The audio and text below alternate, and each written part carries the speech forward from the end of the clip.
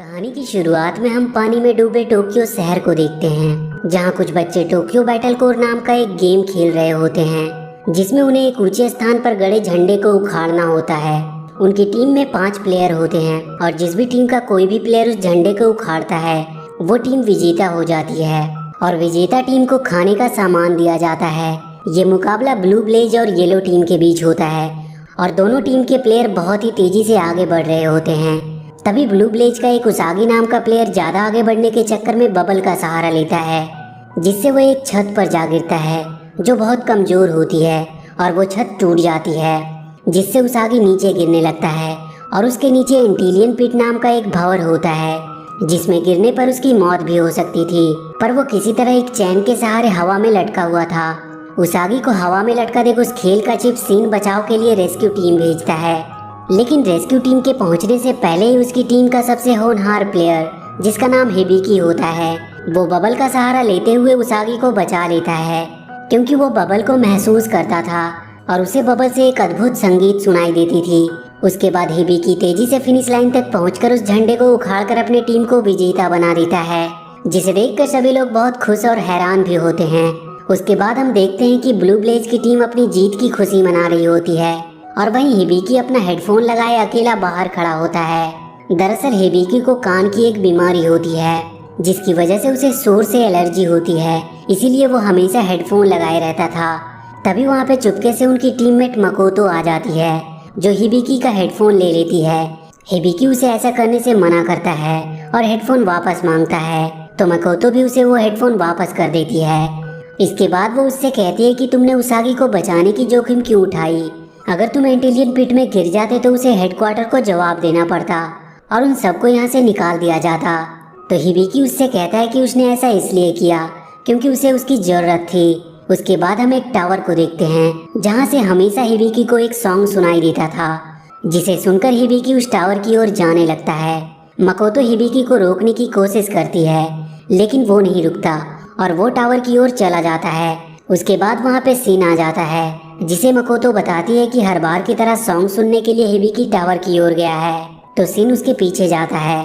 उसके बाद ये कहानी 5 साल पहले फ्लैशबैक में जाती है, जहां हमें बताया जाता है कि पूरी दुनिया में बबल गिरे, जिनमें रहस्यमयी शक्तियां थी और उन बबल के गिरने से पूरी दुनिया में हंगामा खड़ा हो गया। कुछ समय बाद टोक्यो शहर के केंद्र में एक बहुत बड़ा विस्फोट हुआ, जिससे टोक्यो शहर एक अंडरग्राउंड हाफ बबल बन गया।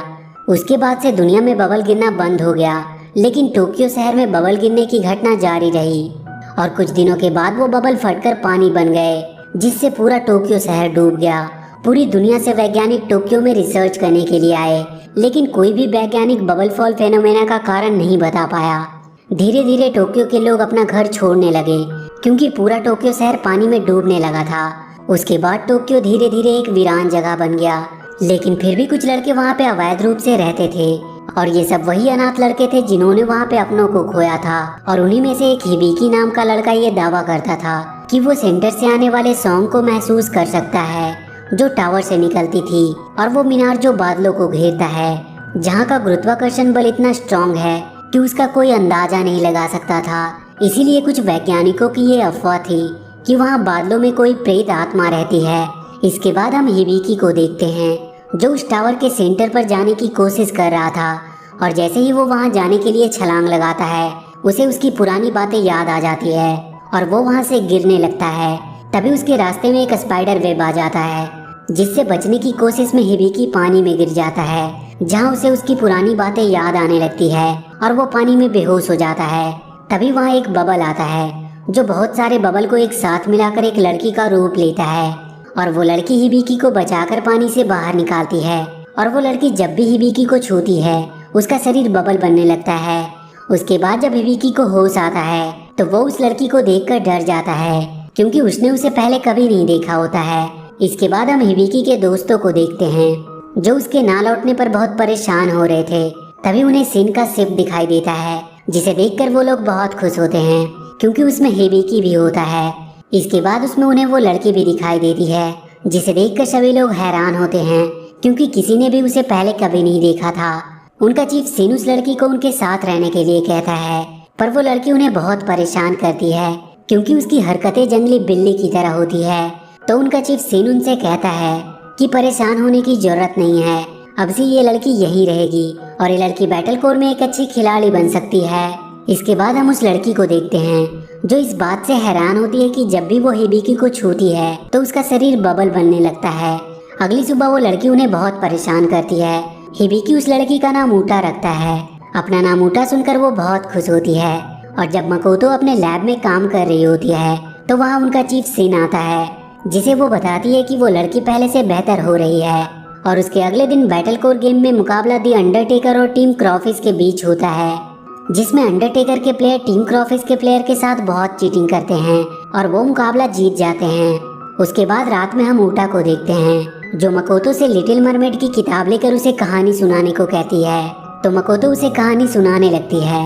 उस कहानी को सुनने के बाद ऊटा हिबिकी के पास जाती है और उससे कहती है कि हिबिकी तुम राजकुमार हो और मैं एक लिटिल मरमेड हूँ। ये सुनकर हिबिकी हैरान हो जाता है और वहीं हम ऊटा को देखते हैं जो बबल की सहायता से जीवन चक्र का निर्माण करती है। इसके बाद हम मकोतो, ऊटा और हिबिकी को देखते हैं जो एक साथ बैठे होते हैं। तो ऊटा किताब के एक भंवर को देखती है तो मकोतो ऊटा को बताती है कि भंवर उनके जीवन चक्र का एक हिस्सा है। तभी हिबिकी वहाँ से चला जाता है और एक सुंदर गार्डन में जाकर फूलों को पानी देने लगता है।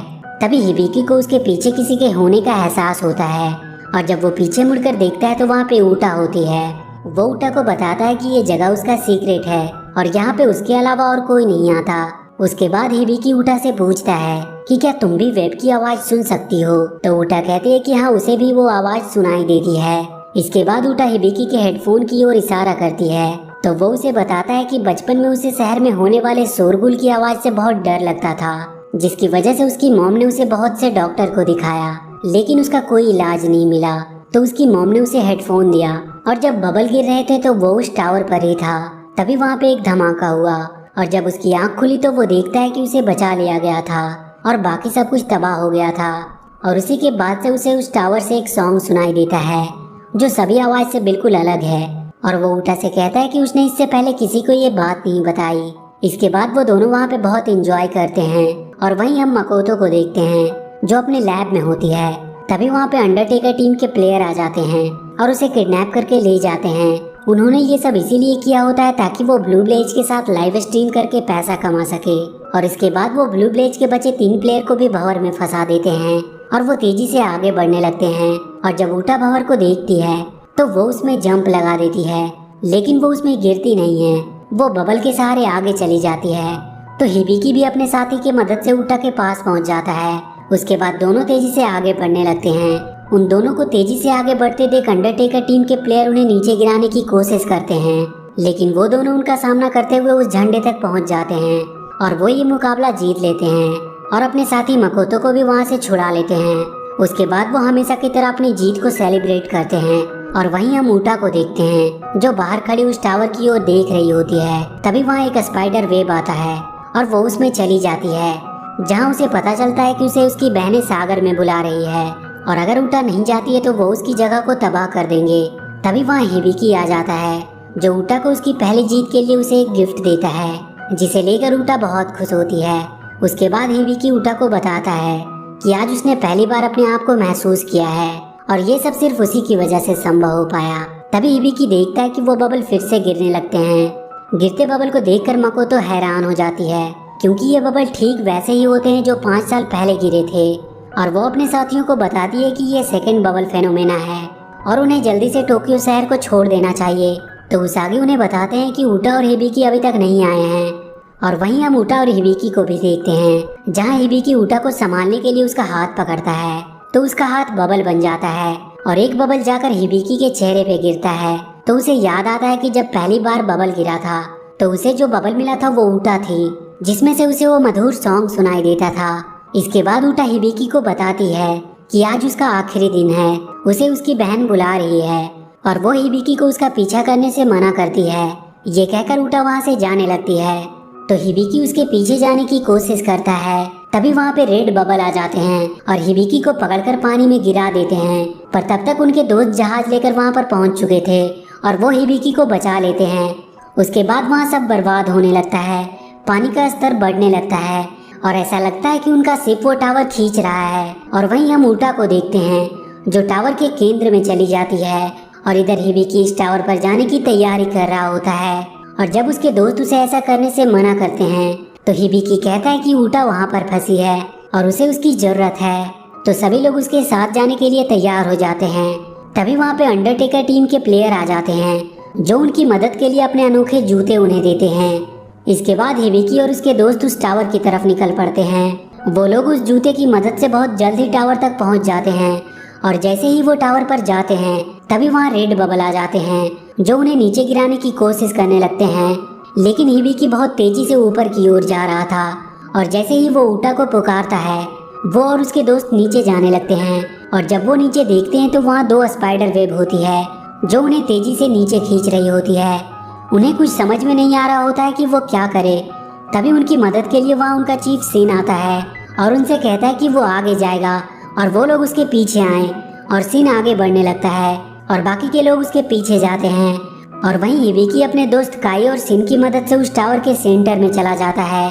और जैसे ही वो टावर के सेंटर में जाता है तो सब नॉर्मल हो जाता है और वो स्पाइडर वेब भी खत्म हो जाते हैं। इसके बाद जब हिबिकी अंदर चला जाता है तो वहाँ वो अपने आप को वैसा ही पाता है जैसा वो 5 साल पहले था। वहाँ पे जाकर वो अपने पुराने यादों में खो जाता है और जैसे ही वो अपने परछाई को छूता है तो वो बबल बनकर गायब हो जाते हैं।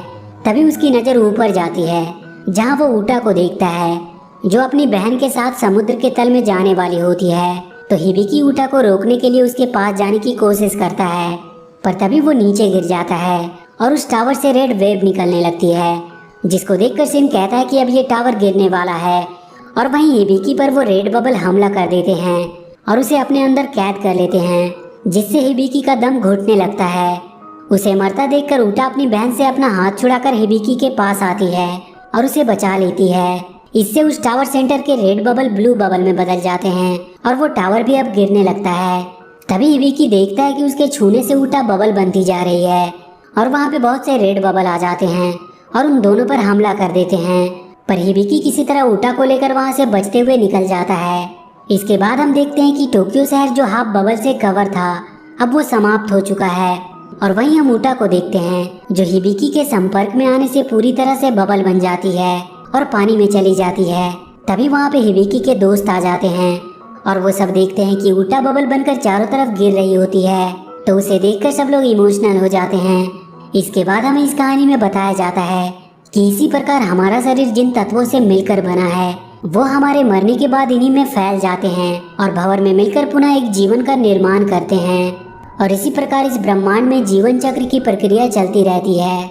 इसके बाद हम टोक्यो शहर को देखते हैं जो अब पहले जैसा नॉर्मल हो गया होता है और वो लड़के वहीं अपना टोक्यो बैटल कोर गेम खेलने लगते हैं और ये कहानी यहीं पर समाप्त हो जाती है।